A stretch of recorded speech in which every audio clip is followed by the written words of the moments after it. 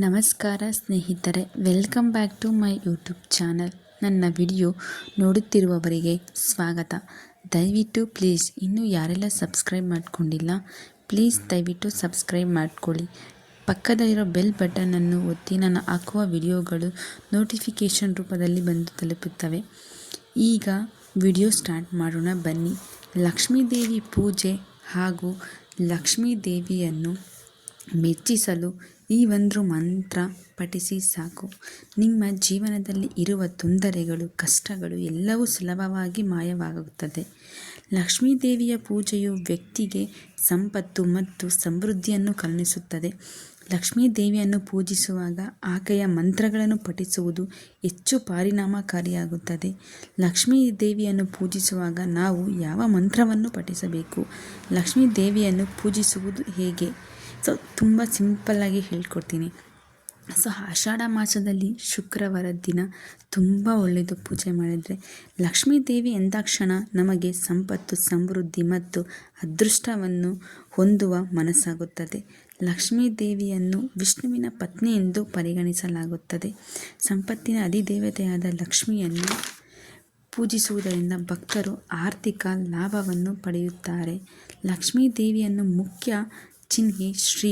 ಇದನ್ನು ವಿವಿಧ ಆರಾಧಕರು ತಮ್ಮ ಮನೆಗಳಲ್ಲಿ, ಕೆಲಸದ ಸ್ಥಳಗಳಲ್ಲಿ ಇಟ್ಟುಕೊಳ್ಳುತ್ತಾರೆ. ಲಕ್ಷ್ಮೀದೇವಿಯನ್ನು ಶುಕ್ರವಾರದ ದಿನದಂದು ವಿಶೇಷವಾಗಿ ಪೂಜಿಸಲಾಗುತ್ತದೆ. ಭಕ್ತರಿಗೆ ಸಂಪತ್ತು, ಸಮೃದ್ಧಿ ಮತ್ತು ಶಾಂತಿಯನ್ನು ಪಡೆಯಲು ಸಹಾಯ ಮಾಡುತ್ತದೆ. ಹಾಗಾದರೆ ಲಕ್ಷ್ಮೀದೇವಿಯ ಮಹಾಮಂತ್ರ ಯಾವುದು ಮತ್ತು ಅವುಗಳನ್ನು ಹೇಗೆ ಪೂಜಿಸಬೇಕು ಎಂಬುದನ್ನು ನಾನಿಲ್ಲಿ ತಿಳಿಸಿಕೊಡುತ್ತೇನೆ. ಮೊದಲಿಗೆ ಲಕ್ಷ್ಮೀದೇವಿಯನ್ನು ಶುಕ್ರವಾರದ ದಿನದಂದು ಅಥವಾ ವಿಶೇಷವಾದ ಪೌರ್ಣಮಿ ಮತ್ತು ಅಮಾವಾಸ್ಯೆ ದಿನಗಳಲ್ಲಿ ಪೂಜೆಯನ್ನು ಮಾಡಬಹುದು. ಲಕ್ಷ್ಮೀದೇವಿಗೆ ದೀಪ, ಅರಿಶಿನ, ಕುಂಕುಮ, ಅಕ್ಕಿ, ತುಪ್ಪ, ಹಾಲು ಇವನ್ನೆಲ್ಲನೂ ನಾವು ರೆಡಿ ಮಾಡ್ಕೋಬೇಕಾಗುತ್ತದೆ. ನೈವೇದ್ಯಕ್ಕಾಗಿ ನಮ್ಮ ಮನೇಲಿ ಏನಿದೆಯೋ ಅದು ಒಂದು ಹಣ್ಣಾಗ್ಬೋದು, ಅಥವಾ ನೀವು ಪಾಯಸನೋ ಅಥವಾ ಏನಾದರೂ ಮಾಡಿರ್ಬೋದು. ಅದೇ ಇಡಬೇಕು ಅಂತ ಏನಿಲ್ಲ. ಏನು ಬೇಕಾದರೂ ನಮ್ಮ ಮನೇಲಿ ಏನಿದೆಯೋ ಅದನ್ನು ಮಾಡಿಟ್ರೆ ಸಾಕು. ದೇವರು ಅದೇ ಬೇಕು ಇದೇ ಬೇಕು ಅಂತ ಕೇಳೋದಲ್ಲ. ನಿಮ್ಮ ಮನೆಗಳಲ್ಲಿ ಯಾವುದಿರುತ್ತೆ, ಒಂದು ಹಣ್ಣಾಗ್ಬೋದು, ತೆಂಗಿನಕಾಯಿ, ಬಾಳೆಹಣ್ಣು ಯಾವುದಾದ್ರೂ ಪರವಾಗಿಲ್ಲ. ಅಟ್ಲೀಸ್ಟ್ ಒಂದು ಪಾಯಸನೋ ಅಥವಾ ಏನಾದರೂ ಒಂದು ಮಾಡಿ ಸಾಕಾಗುತ್ತೆ ನೈವೇದ್ಯಕ್ಕಾಗಿ. ಅಷ್ಟು ಮಾಡಿದ್ರೆ ಸಾಕು. ಹಾಗೆ ಹೀಗೆ ಅಂತೇನು ಮಾಡೋಕ್ಕೆ ಹೋಗ್ಬಾರ್ದು.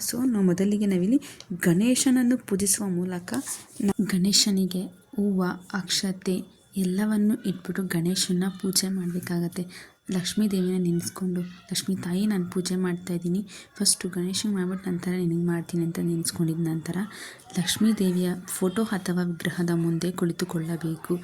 ದೇವರಿಗೆ ಅರಿಶಿನ, ಕುಂಕುಮ, ಅಕ್ಷತೆ, ಹೂಗಳಿಂದ ದೇವರನ್ನ ಅಲಂಕಾರ ಮಾಡ್ಕೊಬೇಕು. ಹಾಗೆ ನಾವು ಪೂಜೆಗೆ ಹಣ್ಣು, ಕಾಯಿ ಪ್ರತಿಯೊಂದು ಎಲ್ಲನೂ ದೇವರ ಮುಂದೆ ಇಟ್ಬಿಟ್ಟು ನಂತರ ಅರಿಶಿನ, ಕುಂಕುಮದೊಂದಿಗೆ ದೇವರನ್ನು ಅಲಂಕಾರ ಮಾಡ್ಕೋಬೇಕಾಗತ್ತೆ. ನಂತರ ಮಲ್ಲಿಗೆ ಹೂವು, ರೋಸ್ ಅಥವಾ ಸಾವಂತಿಗೆ, ತಾವರೆ ಹೂವು ಇಟ್ಟರೆ ಅಂತೂ ತುಂಬ ಶ್ರೇಷ್ಠ. ಲಕ್ಷ್ಮೀದೇವಿಗೆ ಪ್ರಿಯವಾದ ಹೂವು ತಾವರೆ ಹೂವನ್ನೆಲ್ಲ ಇಟ್ಬಿಟ್ಟು ನೈವೇದ್ಯ ಎಲ್ಲ ಪ್ರಸಾದವನ್ನು ಎಲ್ಲ ಇಟ್ಟು ನೀಟಾಗಿ ಪೂಜೆ ಮಾಡ್ಕೊಳ್ಳಿ. ಪೂಜೆ ಮಾಡಿದ ನಂತರ ಆರತಿ ಮಾಡಿ ಮನೆಯವರೆಲ್ಲರಿಗೆ ಆರತಿಯನ್ನು ಕೊಡಿ. ಆರತಿ ಎಲ್ಲ ಕೊಟ್ಟ ನಂತರ ಪೂಜೆ ಸಮಯದಲ್ಲಿ ನಾನು ಹೇಳುವ ಮಂತ್ರವನ್ನು ಪಠಿಸಿ. ಲಕ್ಷ್ಮೀದೇವಿಯ ಮಹಾಮಂತ್ರ ಇದು. ಓಂ ಶ್ರೀಂ ಹೀಂ ಶ್ರೀಂ ಕಮಲೆ ಕಮಲಾಯೇ ಪ್ರಸಿದ್ಧ ಸ್ವಾಹ ಅಂತ ಹೇಳಿ ಪಠಿಸಬೇಕಾಗತ್ತೆ. ನಂತರ ಇದನ್ನು 11 ಬಾರಿ ಅಥವಾ 101 ಬಾರಿ ಪಠಿಸಿ.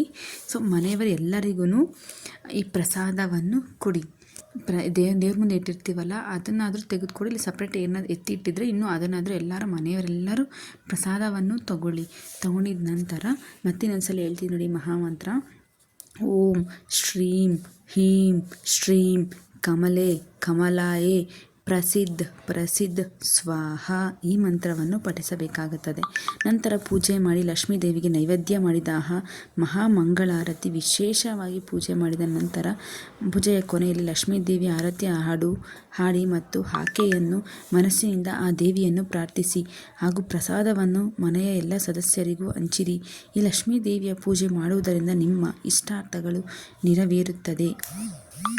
ನೀವು ಮಾಡಿರುವಂಥ ನಿಮಗೆ ಏನಾನ ಆಸೆ ಇದೆಯೋ ಕೋರಿಕೆಗಳಿದೆಯೋ ಅವನ್ನೆಲ್ಲನೂ ಅಷ್ಟೇ ಮನಸ್ಸಲ್ಲಿಂದ ಕೂತ್ಕೊಂಡು ಲಕ್ಷ್ಮೀ ದೇವಿ ಮುಂದೆ ಪೂಜೆ ಮಾಡಿರ್ತಿಲ್ಲ ಕೂತ್ಕೊಂಡು ನಿಮ್ಮ ಮನಸ್ಸಲ್ಲಿ ಇರೋದನ್ನೆಲ್ಲ ಹೇಳ್ಕೊಂಡು ತಾಯಿ ಮಹಾಲಕ್ಷ್ಮಿ ನನಗಿದನ್ನು ಕರುಣಿಸಮ್ಮ ಎಂದು ಬೇಡಿಕೊಳ್ಳಿ.